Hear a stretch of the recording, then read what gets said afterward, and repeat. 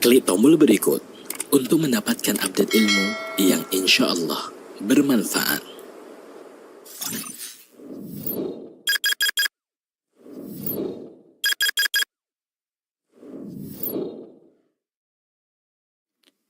Assalamualaikum warahmatullahi wabarakatuh. Alhamdulillah alladzi bi ni'matihi tatimmus shalihat. Segala puji bagi Allah Azza wa Jalla yang karena nikmatnya kebaikan-kebaikan menjadi sempurna. Sebuah keindahan tatkala seorang muslim bisa masuk ke bulan Ramadan. Ya, kita nggak tahu apakah kita akan dapat merasakan indahnya bulan Ramadan. Apakah kita akan merasakan tatkala pintu-pintu surga dibuka, pintu-pintu neraka ditutup, tatkala syaitan-syaitan dibelenggu, tatkala penyeru kepada kebaikan terus menyeru umat manusia untuk berbuat baik. Apakah kita akan sampai di satu malam yang lebih baik dari 1000 bulan? Entahlah, kita nggak tahu dengan ajal kita. Tapi yang jelas, kita niat dan kita bergembira dengan datangnya bulan Ramadan. Allahumma balighna Ramadan. Allahumma salli wa sallim ala abdika wa rasulika Sayyidina wa maulana Muhammadin wa ala alihi wa ashabi ajma'in. Ya Allah, semoga salawat dan salam, berkah dan nikmat senantiasa Engkau curahkan untuk hamba kekasih-Mu, untuk baginda Nabi kita Muhammad alaihi salatu wassalam, untuk keluarga beliau, untuk istri-istri beliau, untuk putra-putri beliau, dan untuk seluruh sahabat Nabi. Semoga Allah meridhai kita bersama mereka. Amma ba'd, ya, semua orang akan mempersiapkan sesuatu sesuai dengan pemikiran dia tentang sesuatu tersebut. Contohnya orang yang hendak melakukan perjalanan umroh. Tatkala dalam benak dia akan umroh selama 13 hari. Maka dia akan mempersiapkan segalanya untuk 13 hari. Tatkala ada informasi yang disampaikan kepada dia, insya Allah kita di Mekah, di Medina, nggak dapat makanan dari hotel. Paket yang dibeli hanya paket kamar saja. Sehingga kita akan mempersiapkan lagi. Berarti Anda makan di sana sendiri. Mungkin dia akan bawa rice cooker. Mungkin dia akan bawa abon. Mungkin dia akan bawa hal-hal yang dia perlukan memang. Artinya sesuai bagaimana dia dapat informasi dan sesuai dengan keyakinan dia, maka dia akan mempersiapkan diri. Ramadan pun seperti itu. Sebagian orang berpikiran Ramadan makan. Sehingga yang terjadi, dia akan mempersiapkan untuk makan. Berbuka, sahur. Buka, sahur. Itu yang dalam benak dia. Buka dan sahur. Maka dia akan masak untuk berbuka, akan masak untuk sahur. Ada yang berpikir, enggak, Ramadan bukan bulan itu. Urusan makan dan minum ini kita sepanjang tahun makan minum. Bulan mendekatkan diri kepada Allah. Dan yang indah di bulan Ramadan ini, subhanallah, Allah menyandingkan antara bulan Ramadan dan Al-Quran. Al-Quran yang Allah turunkan ya hampir 1444 tahun yang lalu. Yang sampai hari ini kita baca. Yang jaminan keselamatan umat Islam itu digantungkan kepada bagaimana mereka berpegang teguh dengan Al-Quran. Semakin jauh dari Al-Quran, semakin jauh kita dari jalan kebenaran. pasti. Coba kita buka firman Allah Azza wa Jalla di surat Al-Baqarah ayat 185. Nah, di surat Al-Baqarah ayat 185.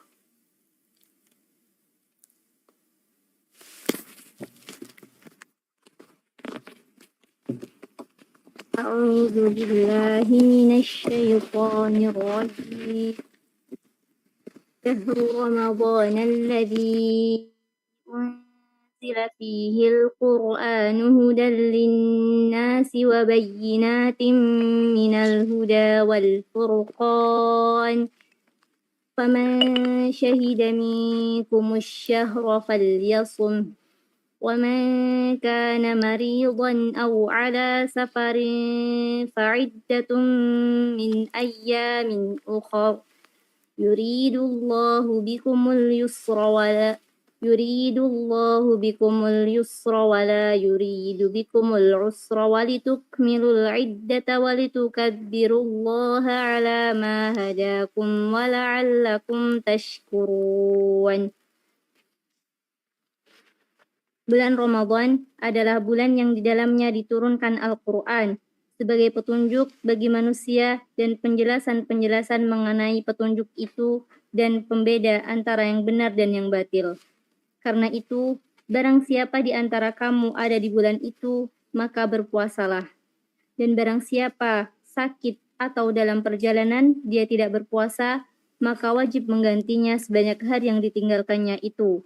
Pada hari-hari yang lain, yang Allah menghendaki kemudahan bagimu dan tidak menghendaki kesukaran bagimu.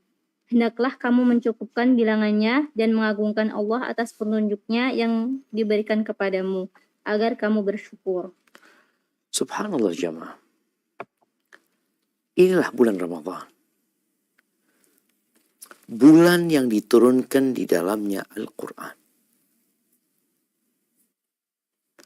Sebagai apa itu Al-Quran? Hudan linnas, petunjuk bagi umat manusia.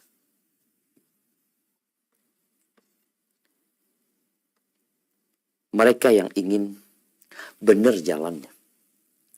Mereka yang ingin tidak salah dan tersesat. Apa yang harus dilakukan? Baca Quran. Wabayinat. Penjelas. Ada keterangan-keterangan yang dibutuhkan oleh manusia, jelas sekali. Dan pembeda antara hak dan yang batil. Yang benar sama yang salah. Itu di mana? Di Quran. Baru kemudian Allah jelaskan tentang hukum-hukum yang berkaitan dengan puasa.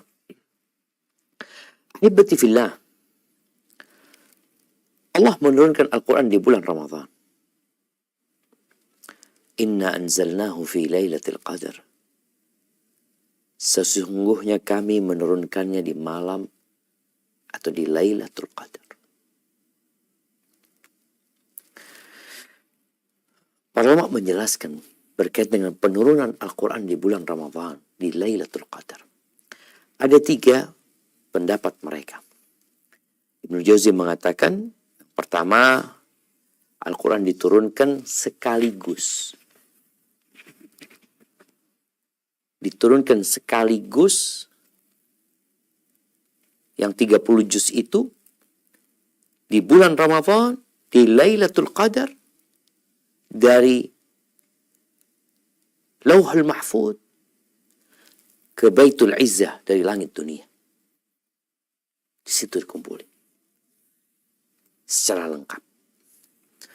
Itu pendapat Ibnu Abbas radhiyallahu taala anhuma. Kemudian disebutkan makna ayat yang tadi kita baca, Syahrul Ramadan alladzi unzila fihi al-Qur'an. Maknanya Allah menurunkan Al-Quran berkaitan dengan kewajiban puasa ini. Dan yang ketiga, awal turunnya Al-Quran kepada Nabi alaihi salatu wassalam. Tatkala beliau di Gua Hira, tatkala mendapatkan wahyu pertama, Iqra, itu pada malam Lailatul Qadar di bulan Ramadan. Kemudian setelah itu, Quran turun sesuai dengan keadaan, peristiwa yang terjadi selama 23 tahun. Ahibati fillah, Al-Imam Ahmad bin Hanbal dalam kitab Musnadnya, beliau meriwayatkan dari Wathilah ibn al-Asqa dari Rasulullah sallallahu alaihi wasallam, beliau bersabda, "Unzilat suhuf Ibrahim awwala lailatin min Ramadan." Suhuf Ibrahim diturunkan pada malam pertama bulan Ramadan. Wa unzilatit Tauratu li sittin madat min Ramadan. Taurat diturunkan di hari ke-6 di bulan Ramadan. Wa unzilal Injil li 13 madat min Ramadan. Injil diturunkan di malam ke-23, malam ke-13 dari bulan Ramadan. Wa unzilal Quran li 24 khalat min Ramadan. Dan Quran diturunkan pada 24 hari setelah Ramadan, yakni di bulan Ramadan. Ahibati fillah, Allah Azza wa Jal memerintahkan kepada kita untuk membaca Al-Quran. Bahkan ayat yang pertama turun kepada Nabi alaihi salatu wasallam, kita semua tahu, Iqra.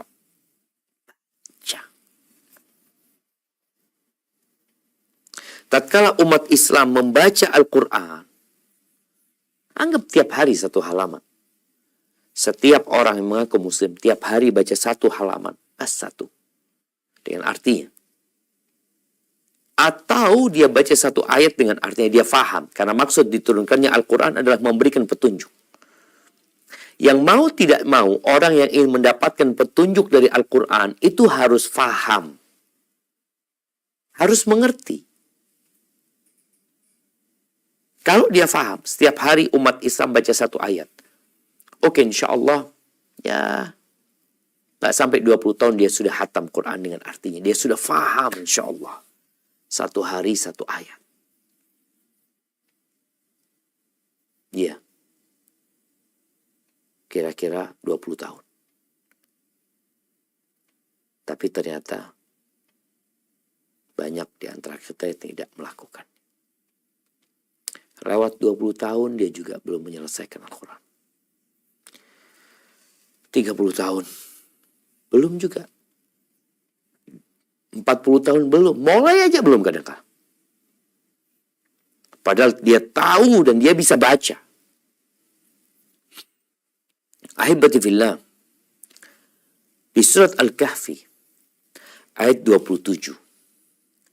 Apa kata Allah Azza wa Jal memerintahkan kepada Nabi alaihi salatu wassalam untuk membaca. Nah.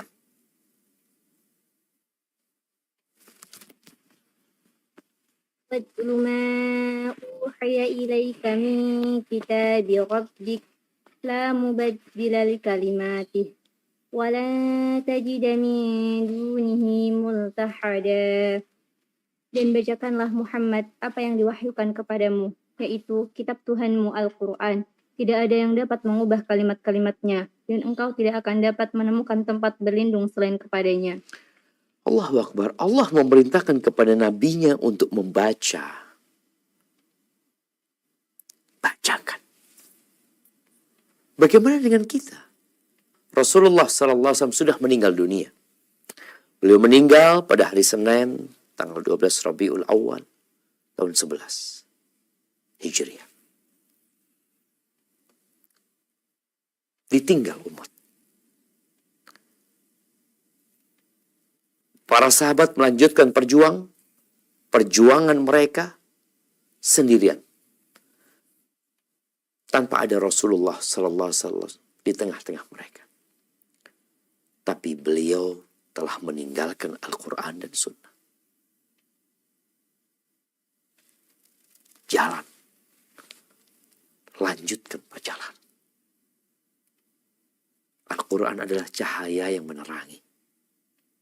Sunnah adalah penjelasan yang menjelaskan dan menerangkan. Tapi kalau kita ingin petunjuk, ingin selamat, nggak baca Quran, ya gimana mau selamat? Berapa banyak orang yang kena tilang. Lalu alasannya saya nggak tahu. Saya nggak paham dengan rambu-rambu ini. Loh, engkau punya SIM. Seharusnya engkau paham. Dan engkau seorang muslim, seharusnya engkau paham. Maka dalam Al-Quran bagaimana Allah menyebutkan dzalikal kitab la raiba fi hudal lil muttaqin, petunjuk buat orang-orang yang bertakwa. Sejatinya Al-Quran petunjuk untuk semua umat manusia, tapi ternyata tidak semuanya mau mengambil manfaat. Bahkan sebagian mencampakkan Al-Quran. Di surat An-Naml ayat 91-92. Apa kata Allah Azza wa Jalla?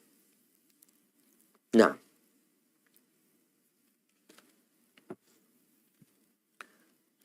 إنما أمرت أن أعبد رب هذه البلدة الذي حرمها وله كل شيء وأمرت أن أكون من المسلمين.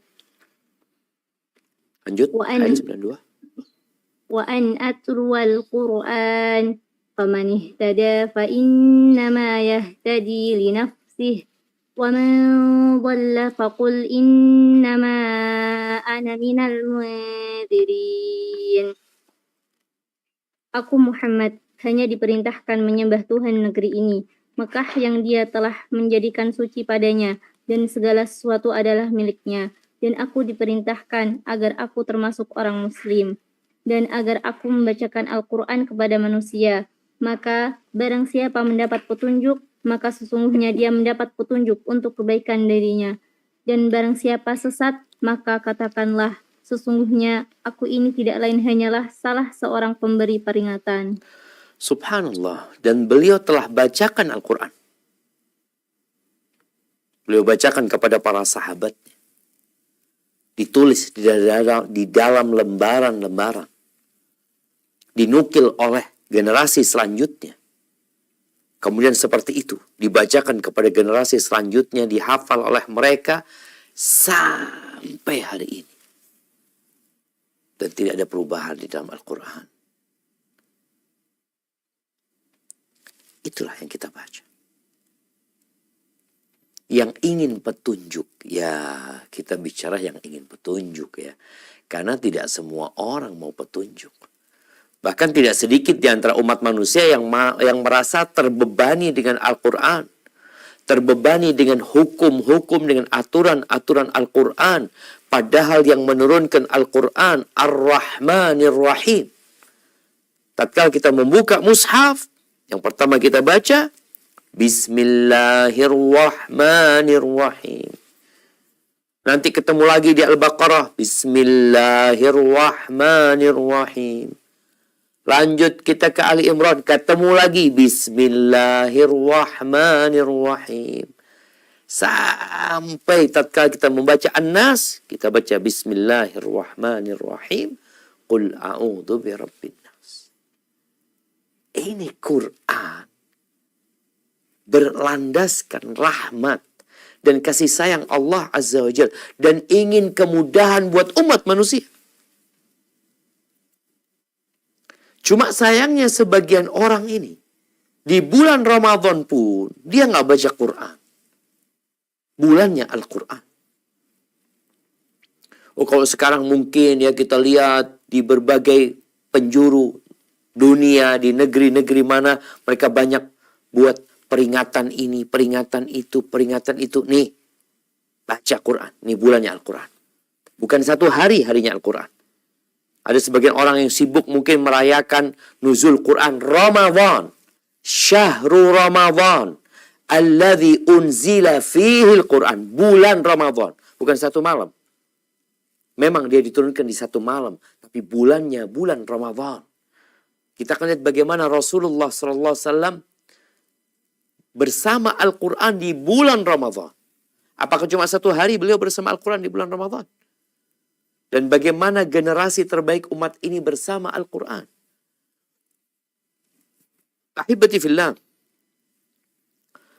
Allah Azza wa Jal memuji hamba-hamba pilihannya. Semua hamba Allah Azza wa Jal. Tapi ada hamba-hamba yang istimewa. Kalau kita bicara rakyat Indonesia, semua rakyat Indonesia. Tapi ada rakyat Indonesia yang istimewa. Allah berfirman di surat Fatir ayat 29 dan 30. Apa kata Allah Azza wa Jal? Nah. الذين يتلون كتاب الله وأقاموا الصلاة وأنفقوا مما رزقناهم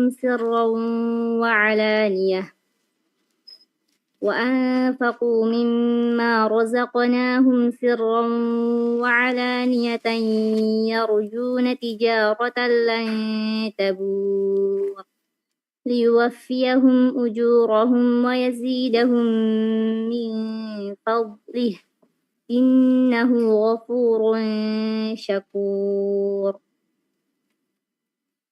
Sesungguhnya orang-orang yang selalu membaca kitab Allah, Al-Quran, dan melaksanakan sholat dan menginfakkan sebagian rezeki yang kami anugerahkan kepadanya dengan diam-diam dan terang-terangan, mereka itu mengharapkan perdagangan yang tidak akan rugi, agar Allah menyempurnakan pahalanya kepada mereka dan menambahkan karunia-Nya. Sungguh Allah Maha Pengampun, Maha Mensyukuri. Allahu Akbar. Kita lihat di sini pujian Allah itu dimulai dengan siapa? Innalladzina yatluna kitaballah. Sesungguhnya orang-orang yang membaca Al-Quran. Inilah sumber hidayah. Sebagian orang berpikir, ya Ustaz, anak ini futur, ini. Baca Quran. Anak punya masalah, baca Quran. Karena ini kitab petunjuk. Bagaimana orang-orang beriman tatkala dibacakan kepada mereka Al-Quran? Innamal mu'minuna alladhina idza dzukirallah wajilat qulubuhum wa idza tuliyat alaihim ayatuhu zadathum imana. Apabila dibacakan kepada mereka ayat-ayatnya, bertambah keimanan mereka.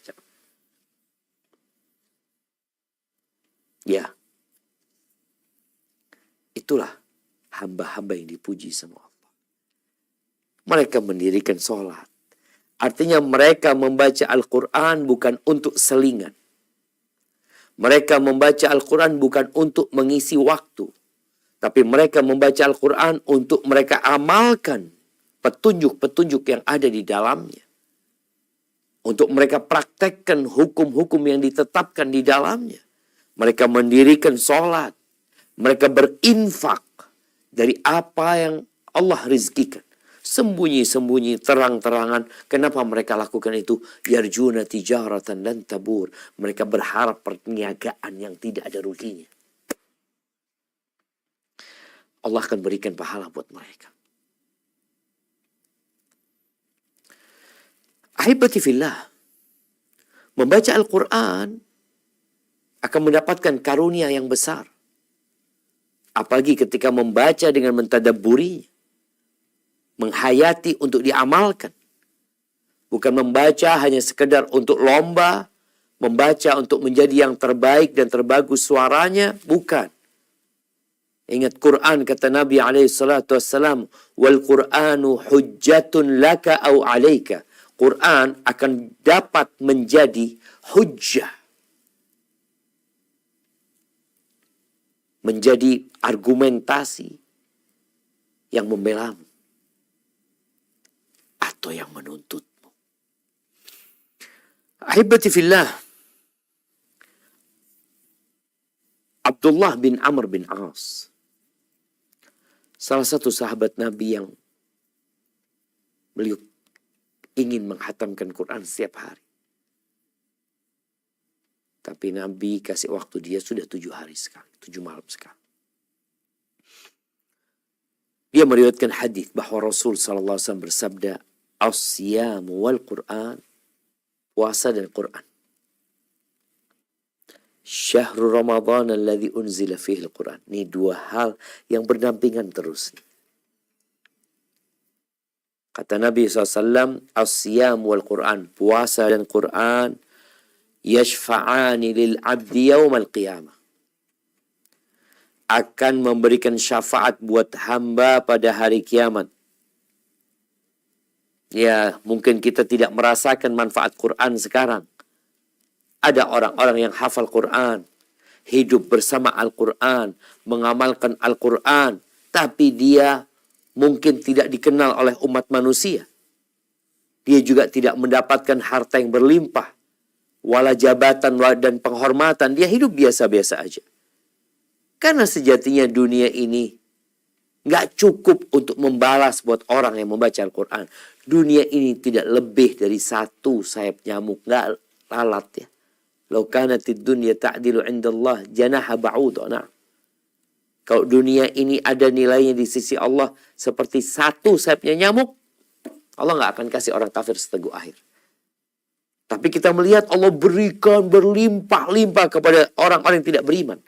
Tapi ini ada orang hafal Quran, mengamalkan Quran, tapi hidupnya susah. Menderita kalau dilihat.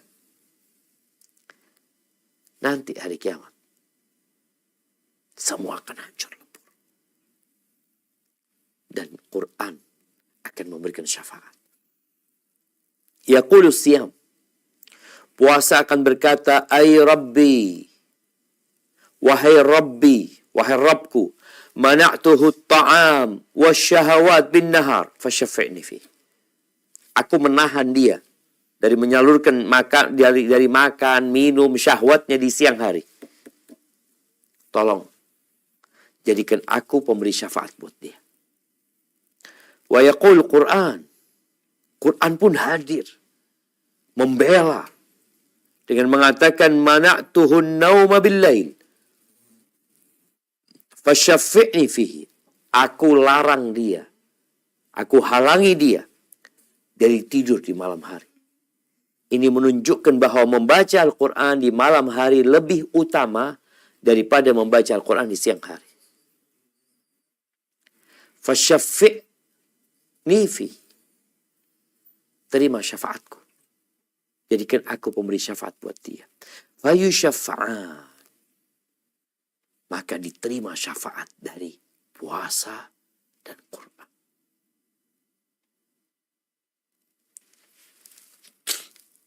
Tapi ada masalah jamaah yang perlu kita renungkan bersama. Hadis Nabi alaihi salatu wassalam. Rubba sa'imin. Laisa lahu hadzun min siyamihi illa al-ju' wal-'atash. Berapa banyak orang yang puasa yang hanya mendapatkan lapar dan haus.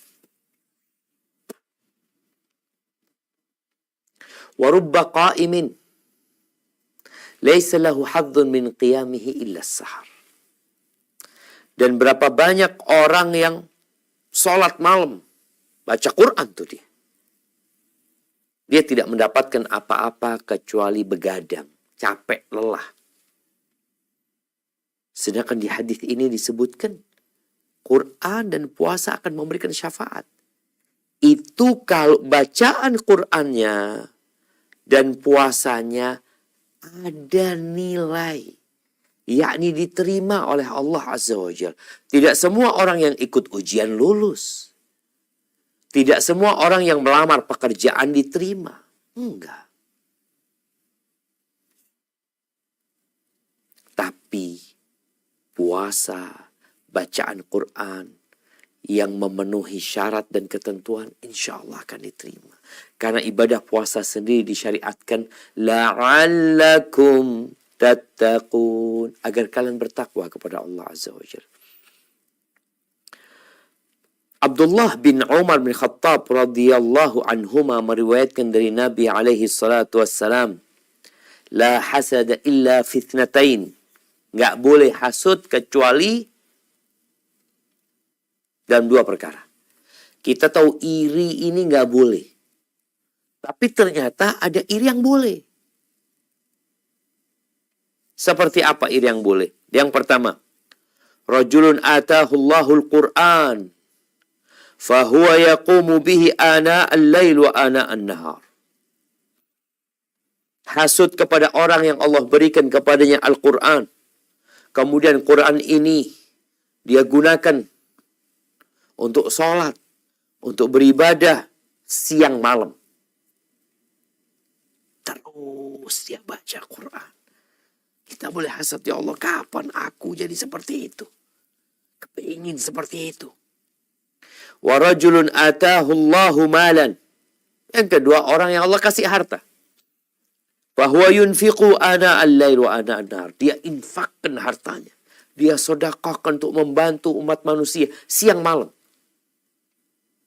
Dia bukan menginginkan hartanya, bukan menginginkan hafalan Qur'annya, tapi menginginkan untuk beramal seperti yang dia amalkan. Rawahul Bukhari wa Muslim. Tapi sebagian umat meremehkan orang-orang penghafal Quran.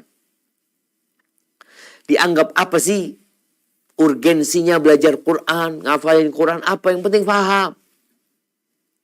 Hafalin, pahami, amalkan. Ya. Innallaha yarfa'u bihadzal kitabi aqwaman wa yadha'u bihi akharin. Sesungguhnya Allah mengangkat dengan Al-Quran ini orang-orang. Diangkat tuh orang karena dia menghafal Quran, mengamalkan Al-Quran, diangkat. Dan Allah rendahkan yang lainnya gara-gara hubungannya buruk sama Al-Quran. Ini keagungan. Kemudian dalam hadis yang diriwayatkan dari Abu Hurairah radhiyallahu anhu, dari Nabi alaihi salatu wassalam, beliau bersabda, yaji'u sahibul Qur'an yaumal qiyamah. Orang yang punya Qur'an, yang dia baca, yang dia amalkan itu Qur'an, akan datang tuh pada hari kiamat. Dalam wajah orang yang pucat. Lalu tanya, keluar dari kuburnya disambut dengan orang yang pucat. Tanya, "Ta'rifuni, engkau tahu sama aku?" "Ana sahibuka." "Aku kawanmu," kata dia. "Kawan yang mana ya?" "Quran. Quran yang biasa engkau baca." Subhanallah.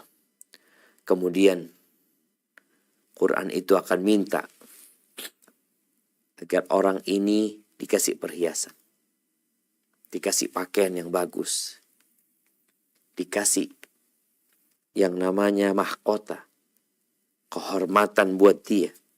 Kemudian dia berkata lagi, "Ya Rabbi zidhu." Tambahkan buat dia, dikasih lagi pakaian kehormatan. Kemudian Quran itu berkata, "Ya Rabbi irdu anhu." Wahai Rabbku, ridholah engkau sama orang ini. Ini yang suka baca kitabmu, yang suka membaca firmanmu. Fayuqal iqra warqa. Ya, engkau bacalah. Engkau akan naik derajatmu. Wa yuzadu bi kulli ayatin hasan. Dengan setiap ayat akan ditambah satu kebaikan. Dan kedudukan dia adalah di akhir ayat yang dia baca. Di bulan Ramadan, Rasulullah sallallahu alaihi wasallam bertadarus sama Jibril.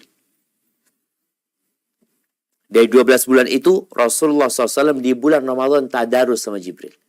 Yakni tadarus, Nabi membacakan kepada Jibril, Jibril menyimak, nanti Jibril membaca, Nabi menyimak.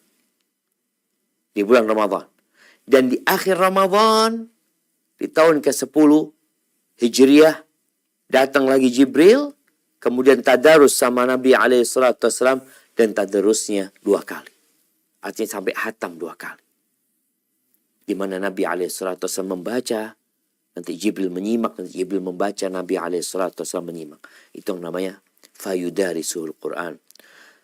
Kata Abdullah bin Abbas radhiyallahu anhuma, kana Rasulullah sallallahu alaihi wasallam ajwadan nas. Rasulullah sallallahu alaihi wasallam adalah orang yang paling dermawan. Wa kana ajwad ma yakunu fi Ramadan. Puncak kedermawanan beliau itu ketika bulan Ramadan. Hina yalqahu Jibril, ketika berjumpa dengan Jibril alaihi salatu wassalam. Wa kana yalqahu fi kulli lailatin min Ramadan. Beliau berjumpa dengan Jibril setiap malam di bulan Ramadan. Datang Jibril tadi tadarus sama Nabi alaihi salatu wassalam. Fala Rasulullah sallallahu alaihi wasallam ajwadu bil khairi minar rihil mursalah. Dan Rasulullah SAW benar-benar lebih dermawan daripada angin yang ditiupkan. Rawahul Bukhari wa Ahmad. Para ulama menjelaskan, ketika seorang suka membaca Al-Quran, apalagi sama artinya, mentadabburinya, maka hal itu akan berdampak kepada sikap dia. Akan berdampak kepada kejiwaan dia. Akan berefek kepada hati dia. Sehingga dia jadi orang yang dermawan. Jadi orang yang baik. Semakin faham dijelaskan tentang hakikat dunia. Dijelaskan tentang surga, tentang neraka. Bagaimana apabila itu dia baca terus menerus. Sehingga dia mendapatkan hidayah dari Allah Azza wa Jalla. Ahibati fillah. Para salafus saleh. Bagaimana mereka menghatamkan Al-Quran?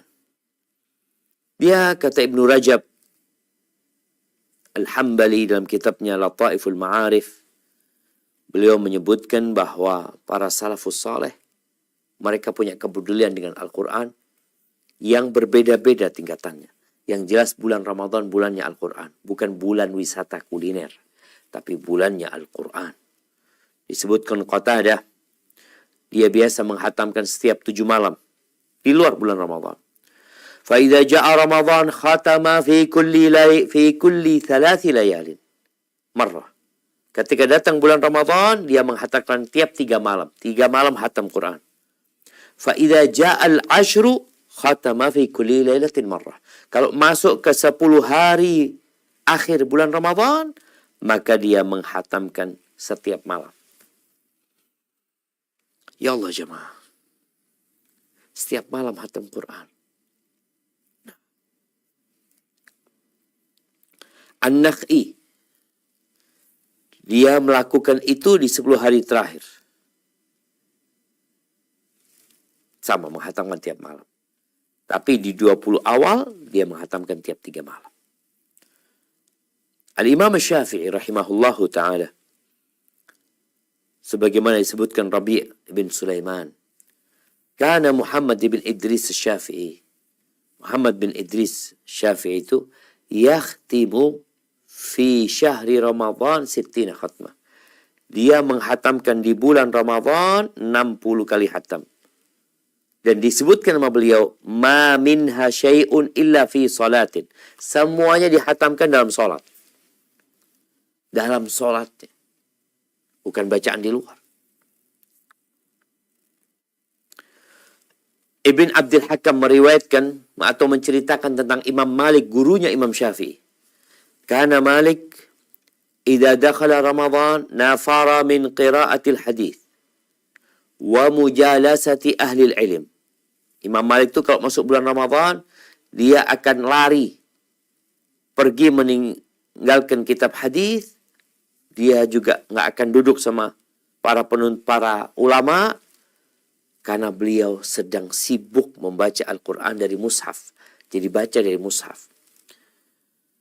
Kemudian disebutkan oleh Abdul Razak tentang gurunya Sufyan Ats-Tsauri, idza dakhala Ramadan taraka jami'al ibadah. Kalau masuk bulan Ramadan, ya, beliau meninggalkan segala macam bentuk ibadah. Wa aqbala ala tilawatil Quran. Beliau fokus membaca Al-Quran. Jadi mereka benar-benar menjadikan bulan Ramadan sebagai kesempatan untuk membaca Al-Quran. Mengkaji Al-Quran. Mempelajari akhlaknya, hukum-hukumnya. Dan yang berkaitan dengan Al-Quran. Ahibati fillah. Berkaitan dengan kondisi orang-orang di masa sekarang ini.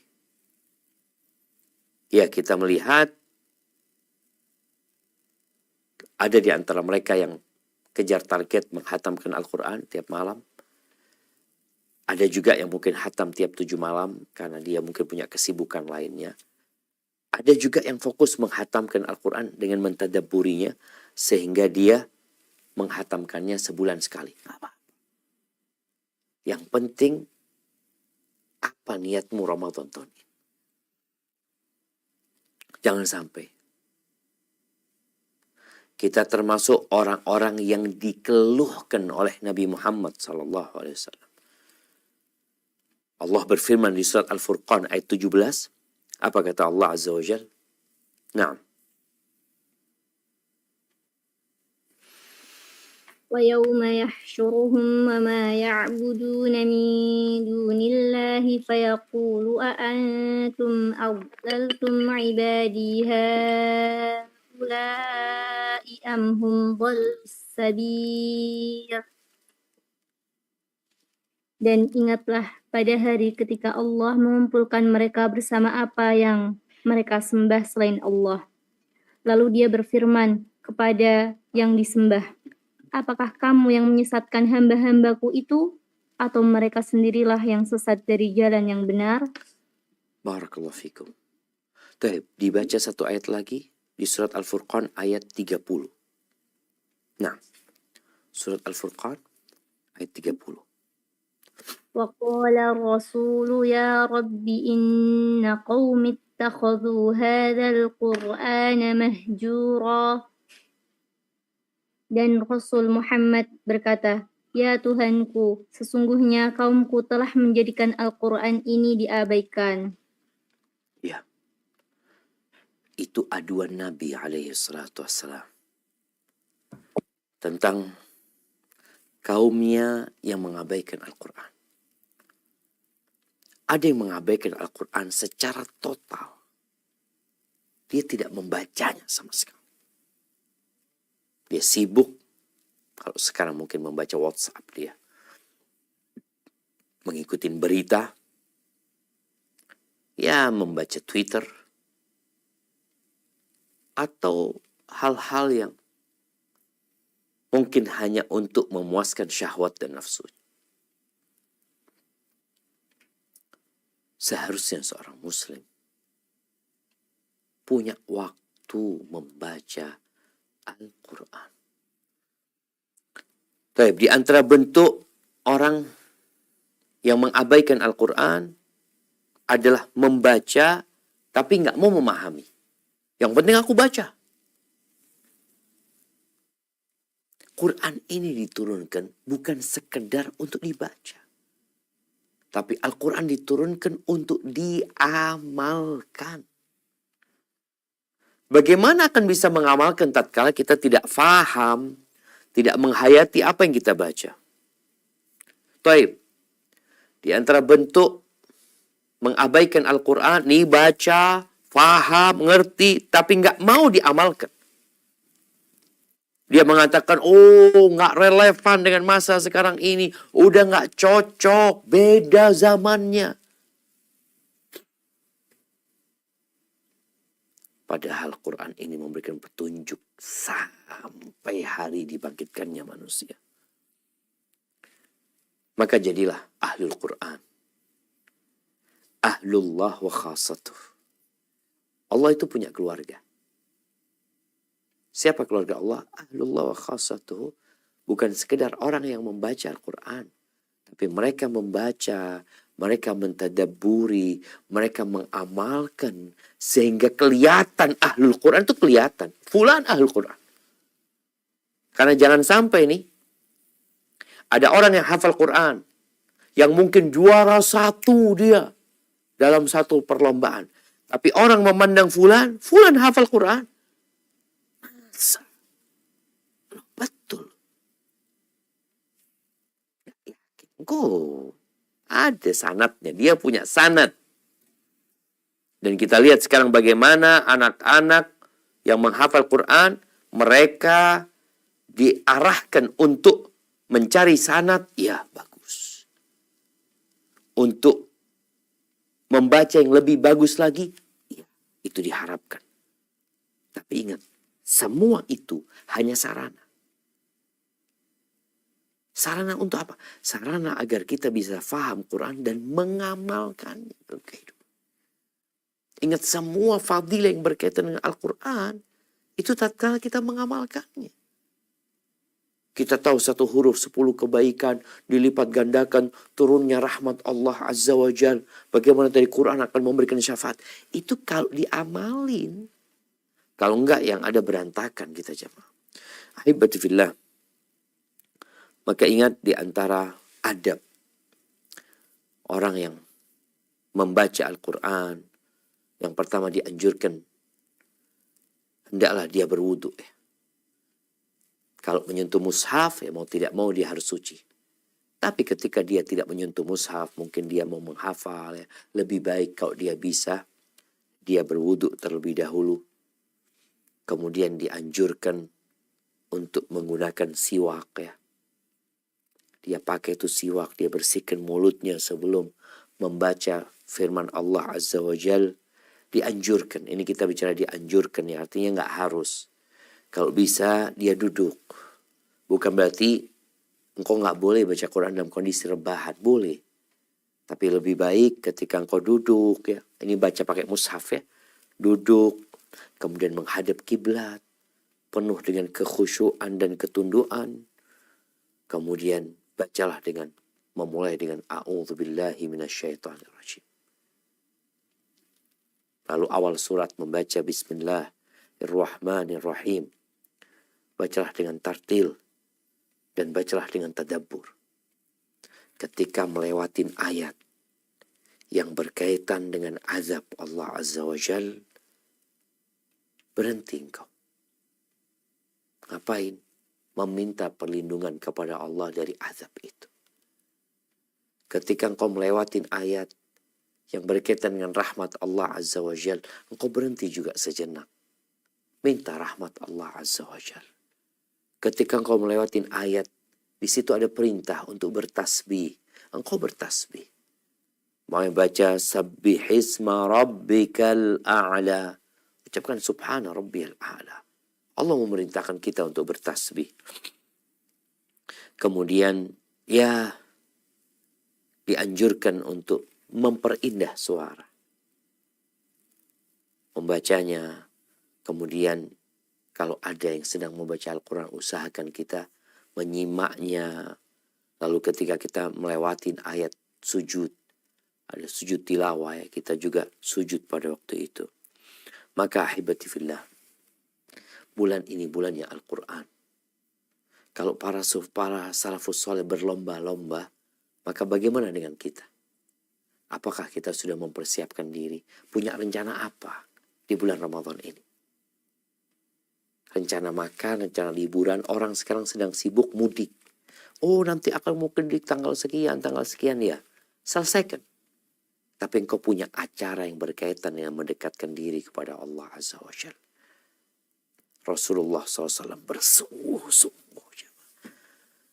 Gimana gak bersungguh-sungguh? Di bulan ini ada satu malam yang lebih baik dari 1000 bulan. Dan itu namanya Lailatul Qadar. Malam diturunkannya Al-Quran Azim kepada Nabi SAW. Lalu kita bersantai ria. Ahibati fillah. Yang terakhir. Seorang muslim tatkala tidak punya rencana, tidak punya planning yang jelas, terkadang dia akan banyak diganggu dengan kegiatan-kegiatan yang sebenarnya tidak perlu. Tapi ketika dia punya rencana yang jelas, sehingga apabila ada kegiatan, ada aktivitas lain, apabila tidak sesuai dengan rencananya, aktivitas ini yang ditinggalkan. Maka harapan ana semuanya bisa menghatamkan Al-Quran dengan artinya. Tadi mungkin ada yang orang macam-macam, jadi nggak bisa disatukan ya. Al-Imam Ibnu Jauzi ketika beliau menyebutkan bagaimana para salafus saleh menghatamkan Al-Quran, disebutkan ada yang mereka ingin menghatamkannya ada mereka yang ingin mentadabburinya. Sehingga mentadabburi butuh waktu lebih banyak. Kalau dikatakan, ya Allah Ustaz, waktunya nggak cukup. Cukup. Kalau sehari engkau 1 jam baca, atau anggap 2 jam 1 hari, 1 juz, insya Allah cukup. Nanti ditambah lagi selesai Ramadan. Tapi intinya di bulan Ramadan, kau punya waktu khusus untuk membaca Al-Quran dan mentadabburinya. Hadza wallahu a'lam bissawab. Itu mungkin yang dapat kita kaji pada kesempatan kali ini. Mungkin kita masuk ke sesi tanya jawab. Ana kembalikan ke moderator. Jazakillah khair. Nah Ustaz, jazakallahu khairan ya Ustaz. Ana baca pertanyaan yang pertama Ustaz. Assalamualaikum warahmatullahi wabarakatuh. Waalaikumsalam warahmatullahi wabarakatuh. Naam, tafadhali. Ustaz Hafizakallah, siapa yang memberi makan orang yang berpuasa, maka baginya pahala seperti orang yang berpuasa tersebut tanpa mengurangi pahala orang yang berpuasa itu sedikit pun juga. Bagaimana dengan jika kita berinfak untuk para penghafal Al-Quran Ustadz? Apakah kita bisa mendapatkan pahala menghafal Al-Quran yang mereka untuk bekal kita di akhirat nanti Ustadz? Demikian Ustadz. Jazakumullah khairan Ustadz. Berarti fillah. Kalau bicara rahmat Allah Azza wa Jal, wa rahmati wasi'at kulla syai'. Kata Allah, dan rahmatku meliputin segala sesuatu. Nabi juga alaihi salatu wasallam menyebutkan ya, tentang bagaimana beramal. Kalau bicara tadi, seorang yang mempersiapkan para penghafal Quran, dia membiayai, apakah dia akan dapat bagian pahala? Man jahaza ghazian faqad ghaza. Kata Nabi SAW, barang siapa yang mempersiapkan seorang untuk berjihad di jalan Allah, maka dia telah perang. Jadi orang mempersiapkan seseorang untuk berperang, itu telah berperang. Dan insya Allah, tatkala kita mempersiapkan kebaikan untuk orang lain, kita dapat bagian dari pahala itu. Ad-dalu 'alal khairi kafa'ilihi. Orang yang menunjukkan orang lain kepada perbuatan baik, dia mendapatkan pahala seperti orang itu. Cuma bicara bagiannya berapa, bagaimana kondisinya, dan jelas Allah akan memberikan pahala yang sangat besar sekali. 1 dilipat gandakan jadi 10, 10 bisa dilipat gandakan jadi 700 kali lipat. Allah wasi'un alim. Sehingga bagi orang, kalau bicara di antara yang tidak putus amalannya, kalau bicara 3 ya, sedekah jariyah, ilmu yang bermanfaat. Kemudian yang ketiga, anak soleh yang mendoakan orang tuanya. Mungkin dikatakan, ana nggak punya ilmu, tapi ana memfasilitasi bagaimana ilmu yang bermanfaat bisa disampaikan. Ana membiayai anak-anak itu supaya dapat ilmu yang bermanfaat, sehingga mereka mengamalkannya. Ana berharap pahala itu, berharaplah pahala dari Allah, karena Allah wasi'un alim. Allah maha luas dan maha mengetahui. Hadza wallahu a'lam bissawab. Nah. Ya Allah, jazakumullah khairan ya Ustadz. Pertanyaan berikutnya, Assalamualaikum warahmatullahi wabarakatuh. Waalaikumsalam warahmatullahi wabarakatuh. Ustadz, mohon nasihatnya Ustadz. Suami anak kadang rajin, kadang malas sholat berjamaah di masjid. Kalau diingatkan malah suka ngomel dengan alasan lagi nggak mood. Kalau anak nasihatin suami, apakah anak termasuk menggurui suami Ustadz? Demikian Ustadz. Jazakumullah khairan Ustadz. Masya Allah. Barakallahu fiik. Iya, al-iman yazdadu wa yanqus. Iman itu bertambah dan kadang-kala berkurang dia. Dan Nabi alaihissalatu wasallam menyebutkan, inna likulli amalin syirrah wa fatrah.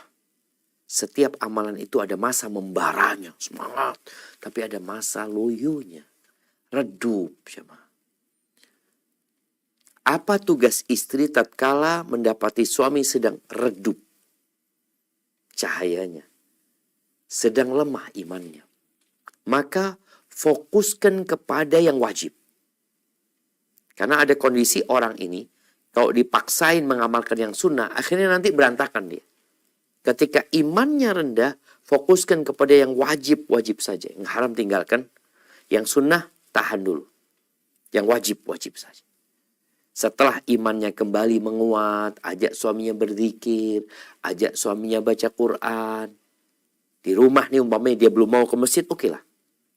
Dengan harapannya ketika imannya kuat dia kembali ke rumah Allah Azza wa Jalla. Yang penting bagaimana dia sholat tepat waktu, anggap seperti itu ketika dia di rumah. Kalau bisa di masjid, alhamdulillah. Apabila seorang istri mengajak atau menganjurkan suaminya untuk ke rumah Allah Azza wa Jalla, apakah itu disebut menggurui? Sebenarnya tidak. Kita itu diperintahkan watawasau bil haq, watawasau bis sabr. Kadangkala suami melihat istrinya yang lemah imannya, yang turun semangatnya. Kadangkala istri melihat suaminya seperti itu. Apakah dibiarkan? Tidak. Watawasau bil haq. Saling mengingatkan kepada kebenaran. Untuk menetapi kebenaran. Dan saling mengingatkan kepada kesabaran. Dan memang orang kalau memberikan arahan kepada orang lain untuk berbuat baik, biasanya dia akan dibenci. Dia akan dimusuhin. Bahkan mungkin dia akan dimarahin. Maka engkau sabar dan berusaha untuk memilih waktu yang tepat. Tempat yang tepat pula. Sehingga suami tidak merasa dilecehkan. Bahasa yang indah, yang penuh penghormatan kepada suami, dengan harapan dia tahu bahwa istrinya menginginkan kebaikan buat dia. Sambil didoakan. Hadza wallahu a'lam bishawab. Nah, Ustaz, jazakumullah khairan ya Ustaz. Pertanyaan berikutnya, Assalamualaikum warahmatullahi wabarakatuh. Waalaikumsalam warahmatullahi wabarakatuh. Ustaz, jika kita baru kelar baca Al-Quran atau baru tuntas khatam Quran Ustaz, lalu kita pasang di status kita, apakah itu bisa langsung dikatakan ria Ustaz yang langsung menghapus amal? Atau apakah mungkin Ustaz jika kita mungkin melihat seseorang pasang status seperti itu, apakah mungkin niatnya untuk memberi contoh atau memotivasi yang lain Ustaz? Mau nasihatnya Ustaz. Demikian Ustaz, jazakumullah khairan. Barakallahu fiik. Naam, ahibati fillah. Innamal a'malu binniyat. Amalan itu tergantung niatnya. Dan kalau bicara seorang melakukan itu, coba kita, ini kalau bicara kita, jangan. Kalau bicara seorang muslim, menghindari hal itu. Ada amalan-amalan yang perlu disembunyikan. Dan ada amalan-amalan yang perlu dijelaskan agar orang tahu, melihat, sehingga mereka bersemangat. Jadi kalau bicara, siapa sih engkau? Apakah engkau seorang tokoh yang diikutin oleh banyak orang? Sehingga tatkala engkau berbuat terang-terangan, harapannya orang itu ikut. Boleh jadi. Tapi kalau engkau bukan tokoh, engkau bukan sosok yang memiliki pengikut, lalu engkau menunjukkan engkau mengamalkan amalan itu, boleh jadi nanti jadi ria gitu. Tapi sekali lagi, innamal a'malu binniyat.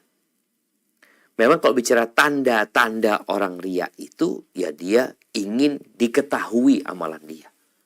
Ada orang yang beramal sembunyi-sembunyi, subhanallah jamaah. Anda baca di kitab Ibn Abi Dunya berkaitan dengan niat. Ini ada kisah Israiliyat. Ada seorang ahli ibadah yang beribadah di dalam gua selama 40 atau 50 tahun. Beribadah di gua. Lalu Allah perintahkan dia untuk disiksa, diazab, dimasukkan ke neraka. Heran malaikat, ya Allah, ini hambamu beribadah sembunyi-sembunyi, nggak ada yang tahu di dalam gua situ dia beribadah. Kenapa dia jadi diazab? Apa dikatakan? Iya, memang secara fisik dia beribadah sembunyi-sembunyi, tapi hatinya dia ingin ibadah dia diketahui orang. Jadi kita perlu jaga hati. Ada orang yang ibadahnya terang-terangan, dilihat orang, tapi dia ikhlas. Ada orang yang sembunyi-sembunyi, tapi ternyata hatinya nggak ikhlas. Jadi intinya di amalan hati. Tatkala kita melihat kawan kita, mamanya bikin status, dia alhamdulillah sudah selesai 1 juz. Boleh jadi tujuannya memang buat kawan-kawan dia yang punya nomor dia itu, mereka juga semangat gitu loh. Ayo aku hari ini alhamdulillah selesai 7 sekalian gimana. Ini dalam rangka memotivasi nggak apa-apa. Tapi ada orang yang tadi hanya sekedar pamer. Jadi kembali kepada hatinya dan usahakan ada amalan-amalan yang tidak perlu diketahui oleh orang dengan harapan Allah menerima amalan kita. Innama yataqabbalullah minal muttaqin. Barakallahu fikum. Nah, Ustaz, jazakumullah khairan Ustaz. Menyambung mengenai ria Ustaz. Nah, Seperti yang kita tahu bahwa baca Quran itu kan amalannya besar ya Ustadz ya. Karena di dalamnya satu huruf itu ada 10 kebaikan. Sedangkan yang kita baca demikian banyak hurufnya gitu Ustadz. Jika kita sudah terlanjur berbuat ria Ustadz, apakah ada cara biar amalan yang besar itu kita bisa ambil kembali Ustadz? Mungkin Ustadz, jazakumullah khairan Ustadz. barakallahu fiik. Nah, kita tahu taubat jamaah. Orang yang bertobat itu bukan nol. Orang yang bertobat kemudian dia memperbaiki amalannya, Allah akan jadikan keburukan-keburukan dia itu jadi pahala. Coba kita buka firman Allah Azza wa Jal di surat Al-Furqan. Nah, di ayat surat Al-Furqan ayat 70. Nah, ayat 70-71. Coba kita baca ayat ini agar kita tahu bagaimana besarnya karunia Allah Azza wa Jalla. Nah, tafadhal.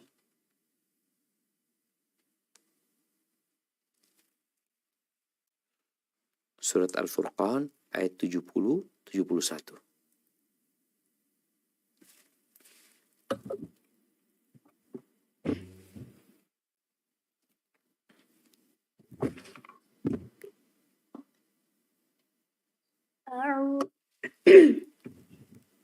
أعوذ بالله من الشيطان الرجيم إلا من تاب وآمن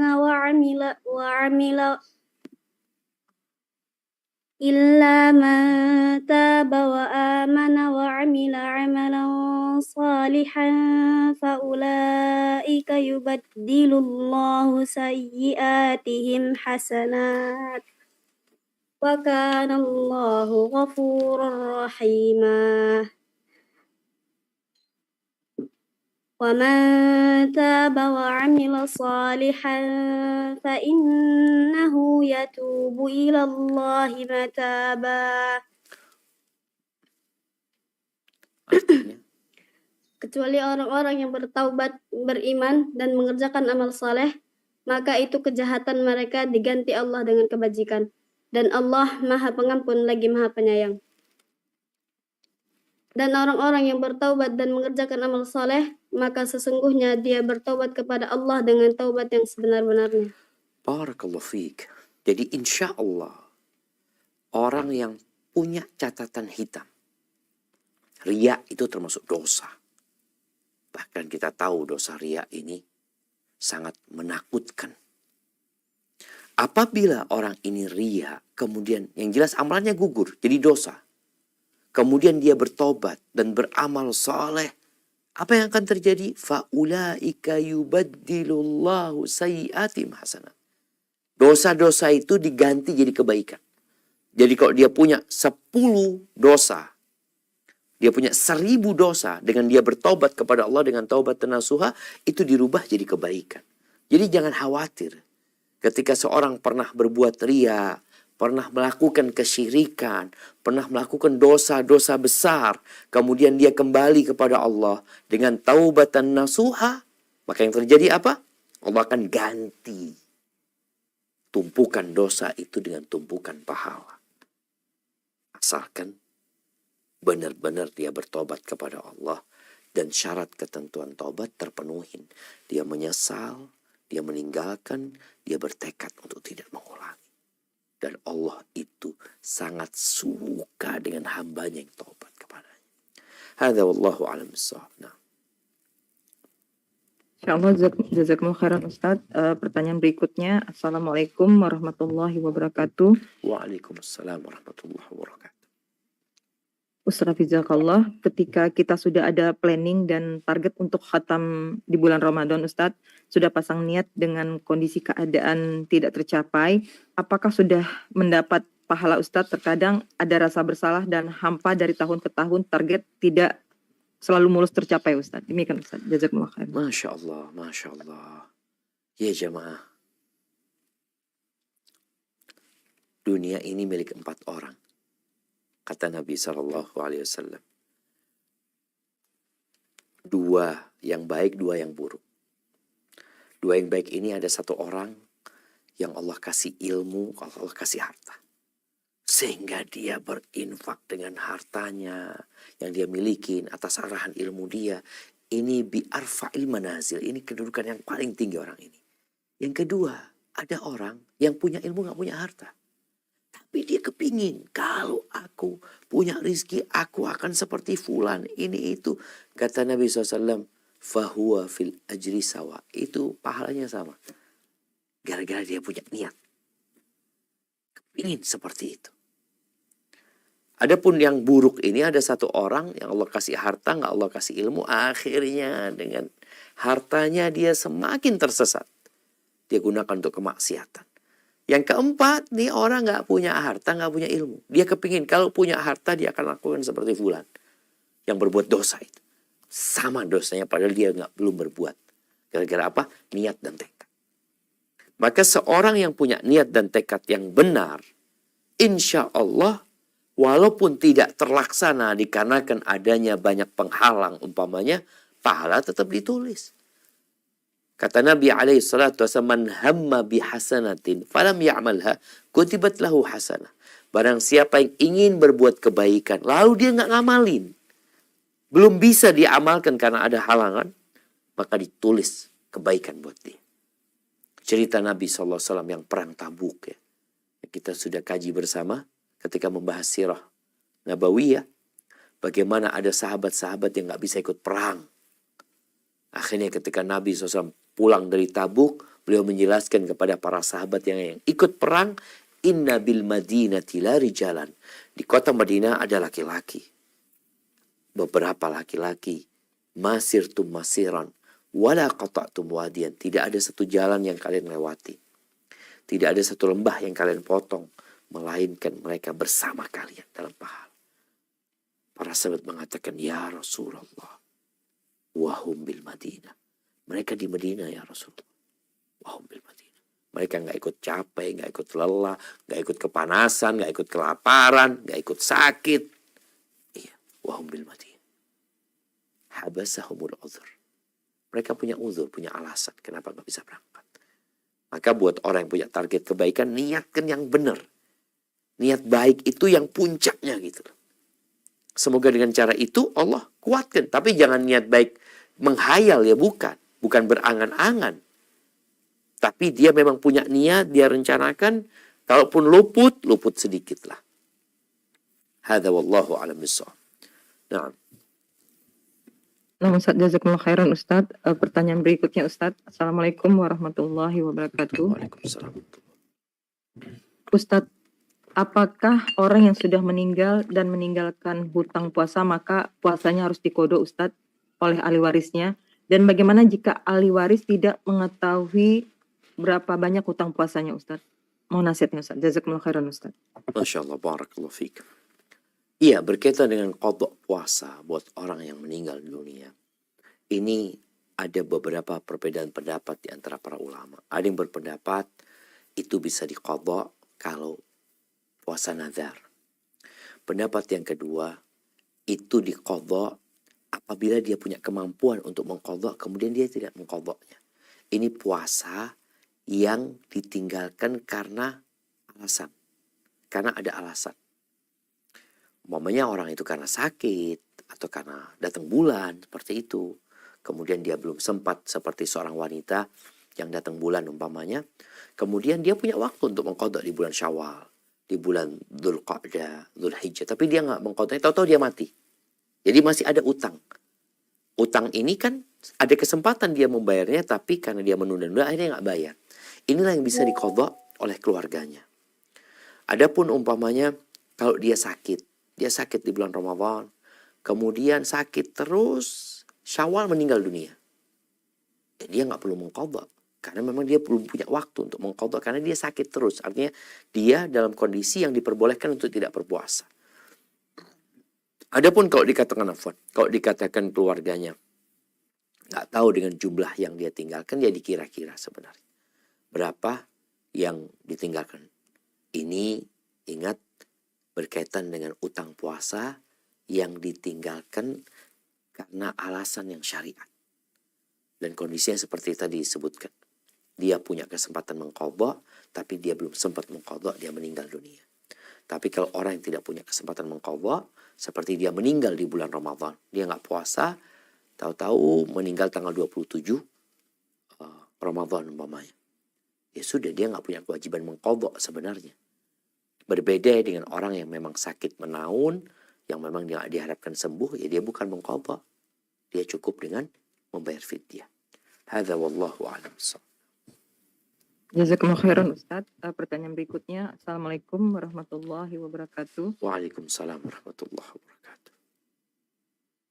Ustadz, bagaimana untuk orang tua jika tidak mempunyai keturunan Ustadz, mengenai amal jariahnya, ilmu bermanfaat, terus doa anak yang soleh Ustadz? Apakah hanya 2 poin saja yang sudah cukup untuk yang tidak mempunyai keturunan Ustadz? Oh, nasihatnya. Jazakumullah khairan Ustadz. Masya Allah, barakallahu fiik, ahibati fillah. Aisyah nggak punya anak ya. Kemudian Sofiyah nggak punya anak. Zainab bintu Jahsh nggak punya anak. Kemudian siapa lagi, ada banyak istri Nabi yang nggak punya anak. Jangan hal ini menjadi penghalang engkau untuk berbuat baik. Pintu surga itu ada 8. Ya kita berusaha untuk masuk dari semua pintu itu. Tapi tatkala engkau memang terhalang dari satu pintu, ya udah jangan berhenti di sana, cari yang lainnya. Kalau berkata orang yang meninggal dunia, idza mata ibnu Adam inqata'a 'amaluhu illa min 3. Putus amalnya kecuali 3. Shadaqah jariyah, ilmu yang dimanfaatkan, dan anak soleh yang mendoakan. Belum tentu yang punya anak didoakan sama anaknya, belum tentu. Maka Nabi alaihissalam sebutkan awaladin soleh. Karena berapa banyak anak yang durhaka sama orang tuanya, kok bicara mendoakan orang tuanya, ketemu orang tuanya nggak mau. Orang tuanya ditaruh di panti jompo, dia tinggal dan dia lupakan. Mau berdoa buat orang tuanya, dia lupakan orang tuanya. Jadi apabila seorang mau punya anak, tolong berdoa, berniat punya anak soleh. Rabbi habli minas salihin. Itu doanya para nabi. Nabi Ibrahim berdoa, ya Allah berikan kepadaku anak yang soleh. Nabi Zakaria, dzurriyyatan thayyibah, anak keturunan yang baik. Bukan sembarang anak keturunan. Kalau memang nggak dikasih anak keturunan, cari pintu-pintu kebaikan lainnya. Boleh jadi dia nggak punya anak keturunan, tapi dia membiayai anak-anak yang sekolah. Sehingga anak itu mendoakan. Karena dia seperti ibunya dia sendiri, seperti bapak dia sendiri. Walaupun bukan bapak kandung sebenarnya, tapi bapak dalam ilmu umpamanya. Karena dia yang memberikan biaya semua, dia akan doakan. Dan doanya akan nyampe. Jadi tetap bisa mendapatkan doa. Walaupun bukan dari anak kandung dia. Yang penting orang atau anak itu mendoakannya. Jadi apabila engkau tidak mampu mendapatkan anak soleh, karena memang sampai meninggal gak punya anak, paling gak engkau menciptakan anak-anak yang soleh, anak-anak didik yang soleh, atau anak-anak asuh yang soleh, yang juga akan tetap mendoakan. Bicara ilmu yang bermanfaat, engkau berusaha. Aku punya kelemahan di sini. Bayangkan Aisyah radhiyallahu ta'ala anha. Anda belum pernah dapat Aisyah itu mohon kepada Nabi SAW agar didoakan punya anak. Enggak. Artinya dia menerima dengan kondisi yang ada. Tapi dia cari pintu yang lainnya. Diajarkan hadis Nabi SAW. Dia juga punya sedekah jariyah. Hadza wallahu a'lam bissawab. Ustaz, jazakumullah khairan. Pertanyaan berikutnya, Assalamualaikum warahmatullahi wabarakatuh. Waalaikumsalam warahmatullahi wabarakatuh. Ustadz, untuk sholat tarawih, sunnah Rasul itu dikerjakan kapan dan apa sama dengan sholat tahajud ya Ustadz? Mohon penjelasannya Ustadz. Jazakumullah khairan Ustadz. Barakallahu fikum. Naam, ahibati fillah. Kalau kita lihat salat tarawihnya Nabi alaihi salatu wassalam, itu memang diakhirkan. Jadi bukan habis isya langsung, tapi diakhirkan. Bagaimana diceritakan ketika Nabi SAW berjamaah. Beliau nggak berjamaah, beliau sholat sendiri. Kemudian sahabat ikut sholatnya Nabi SAW. Nggak semua orang tahu, karena mereka habis sholat isya pulang. Keesokan harinya tambah banyak yang dengar. Akhirnya mereka mau ikut sholat Nabi SAW. Jadi lebih baik agak diakhirkan. Bahkan di masa para sahabat pun mereka sholat isyanya diakhirkan. Jadi antara maghrib dengan isya itu ada waktu cukup lama sehingga orang-orang bisa ke rumahnya, mungkin istirahat di rumahnya, yang mau makan-makan. Nanti mereka datang ke masjid lagi untuk isya, lanjut tarawih, seperti itu. Jadi intinya sholat tarawih itu adalah sholat malam yang dilakukan di malam hari. Dan juga di situ ada sholat witir, di mana ditutup dengan ganjil ya. Rasul SAW melaksanakannya seperti tadi disebutkan. Cuma Nabi SAW 3 malam saja beliau sempat jadi imam. Setelah itu beliau nggak mau lagi jadi imam. Beliau takut sholat itu diwajibkan. Di masa Abu Bakar Siddiq juga tidak disatukan imamnya. Ya ada orang sholat dengan beberapa orang yang di sana di masjid seperti itu. Di masa Umar bin Khattab digabungkan dengan satu imam. Artinya mereka sholat berjamaah di Masjid Nabawi ketika malam-malam Ramadan. Hadza wallahu a'lam bishawab. Dan ingat sholat tarawih ini nggak harus berjamaah, nggak harus di masjid. Sehingga jangan sampai ada pemikiran, aduh Ustaz, Ana nggak bisa tarawih Ustaz, soalnya Ana kerja. Ana sampai rumah, pulang kerja, udah bubar sholat tarawihnya. Engkau sholat sendiri. Waktunya sampai waktu fajar terbit. Jadi kalau engkau kerja mau pulang jam 9 malam, jam 10 malam, udah bubaran masjid, engkau sholat sendiri di rumahmu, nggak apa-apa. Atau sholat di tempat kerjamu. Ngomong sama teman-teman yang mamanya karyawan toko atau apa, udahlah kita tutup toko, bismillah, sebelum pulang sholat tarawih dulu. Di rumah sana, di tokonya sholat tarawih. Boleh jadi mereka yang paling pintar bacaan Qur'annya, dia yang jadi imam. Hadza wallahu a'lam bishawab. Ustaz, jazakumullah khairan Ustaz. Pertanyaan berikutnya, Assalamualaikum warahmatullahi wabarakatuh. Waalaikumsalam warahmatullahi wabarakatuh. Nah, tafadhali. Ustadz, tadi disampaikan bahwa selama di bulan Ramadan Rasulullah Shallallahu Alaihi Wasallam tadarus dengan Jibril alaihi salam. Pertanyaan Ustadz, apakah ada baiknya kita menggunakan cara yang sama gitu Ustadz, khatam dengan secara bergantian menyimak dan yang satunya membaca Ustadz? Demikian Ustadz. Jazakumullah khairan Ustadz. Masya Allah, barakallahu fiik. Ya, kalau bicara tadarus, boleh laksanakan tadarus. Bahkan Nabi SAW ketika menyebutkan tentang wa majtama'a qaumun fi baitin min buyutillah yatsluna kitab Allah. Tidaklah satu kaum yang berkumpul di salah satu rumah Allah Azza wa Jalla. Mereka membaca kitab Allah wa yatadarasunahu fima bainahum. Mereka bertadarus ya, mereka mengkaji. Karena bicara bukan bicara sekedar menyelesaikan bacaannya, tapi bagaimana memahami dan mengamalkannya nantinya seperti itu. Dan Nabi SAW kadangkala beliau minta kepada para sahabat untuk bacakan Quran. Sebagaimana kisah beliau mengatakan kepada Abdullah bin Mas'ud, Iqra alayya, bacakan kepada aku. Baca, Nabi nyimak gitu. Jadi bicara tadarus silahkan orang yang mau baca dengan tadarus, mau baca sendiri, artinya hal ini semuanya diperbolehkan. Memang kalau baca secara tadarus boleh jadi waktunya lebih panjang daripada dia membaca sendiri. Karena bacaan kawannya kadangkala masih buruk ya, masih lambat, masih banyak harus perbaikan. Kalau kita bicara tadarus bersama kawan-kawan kita, kalau dia baca sendiri mungkin yang bacanya udah lancar dia akan lebih cepat lagi.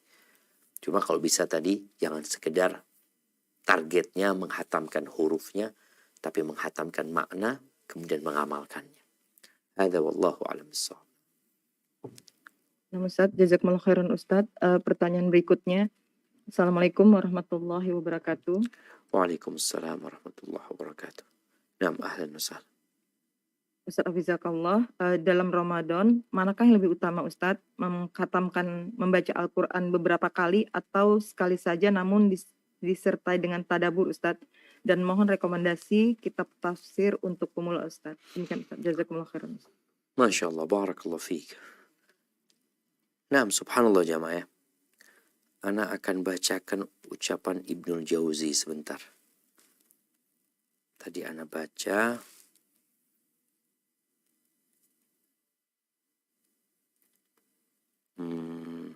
Iya.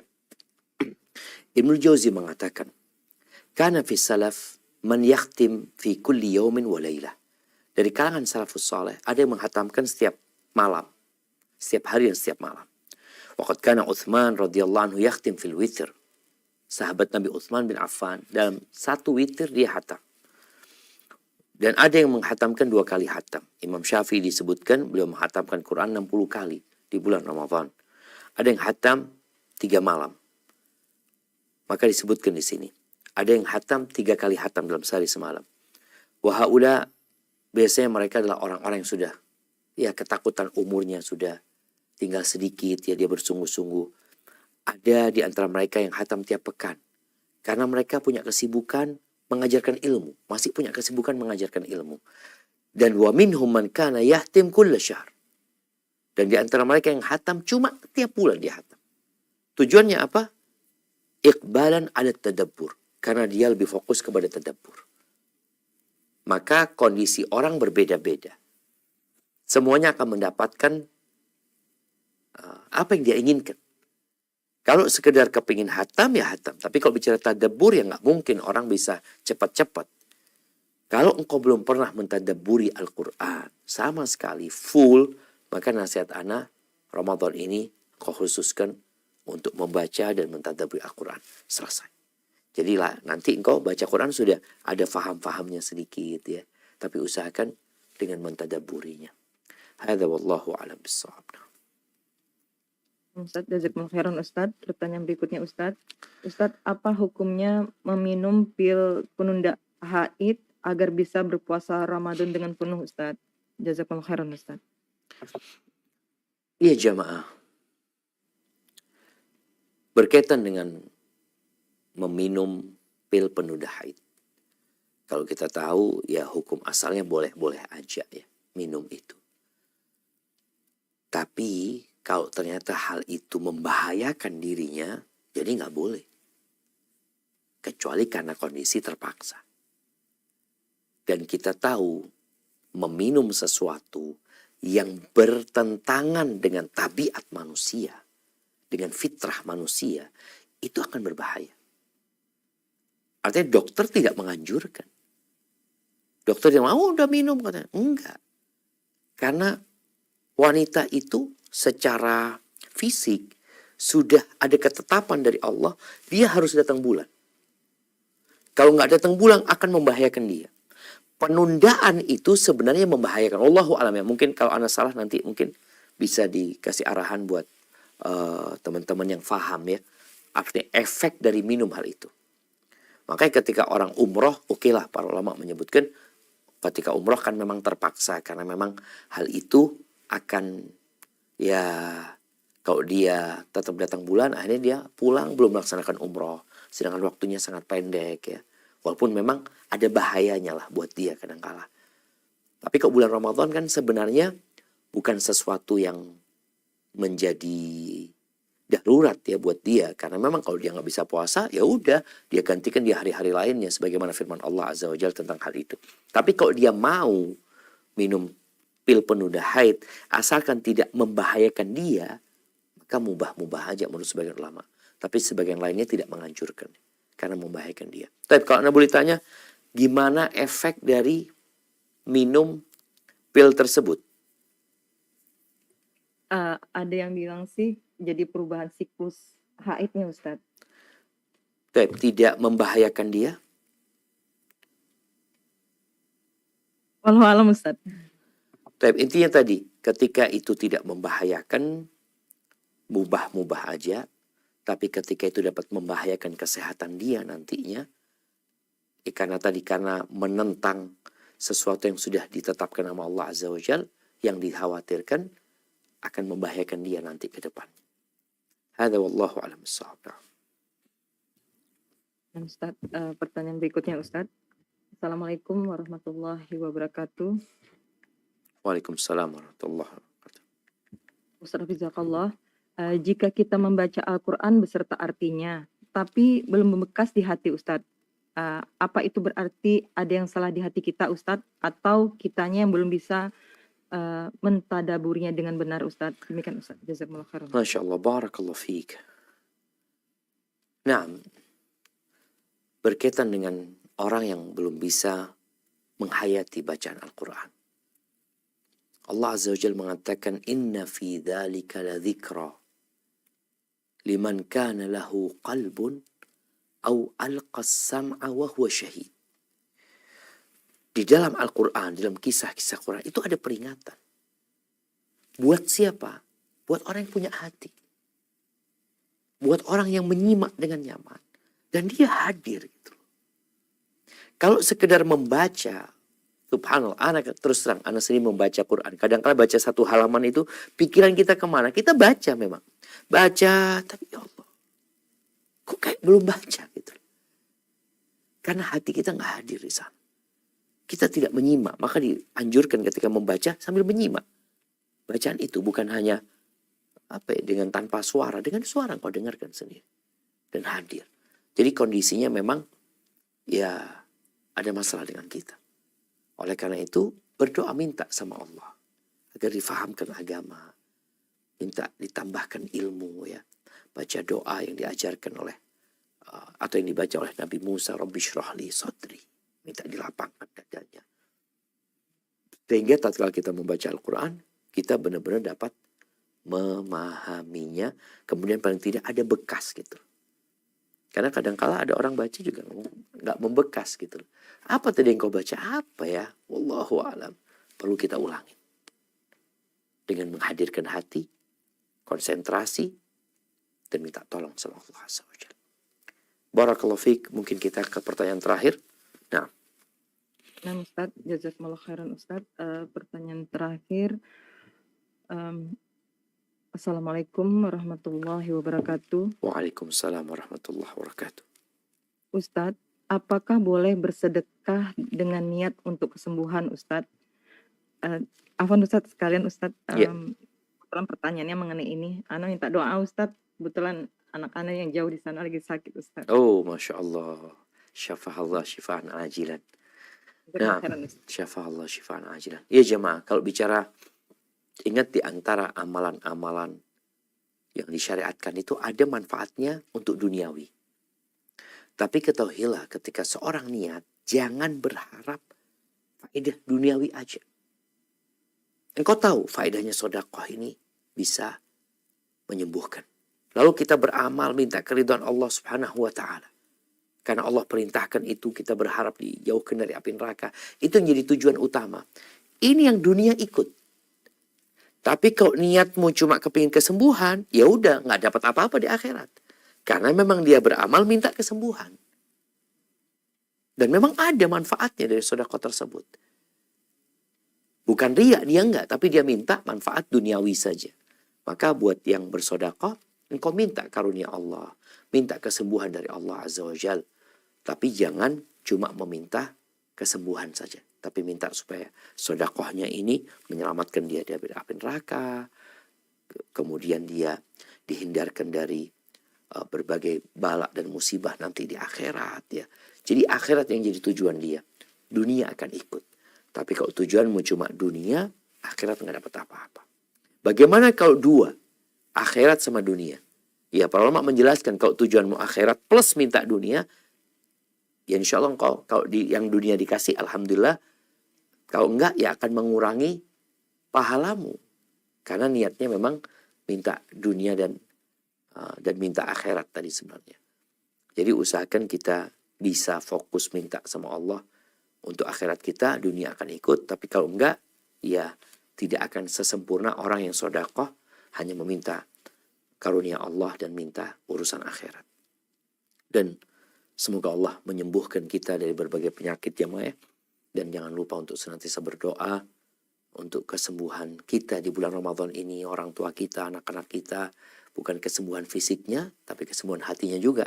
Karena ada orang yang sembuh fisiknya, tapi hatinya nggak sembuh sehingga dia tidak berpuasa. Allahumma shfi mardana wa mardal muslimin. Subhanakallahumma bihamdika. Ashhadu an la ilaha illa anta. Astaghfiruka wa atubu ilaik. Sampai berjumpa kembali. Wassalamualaikum warahmatullahi wabarakatuh.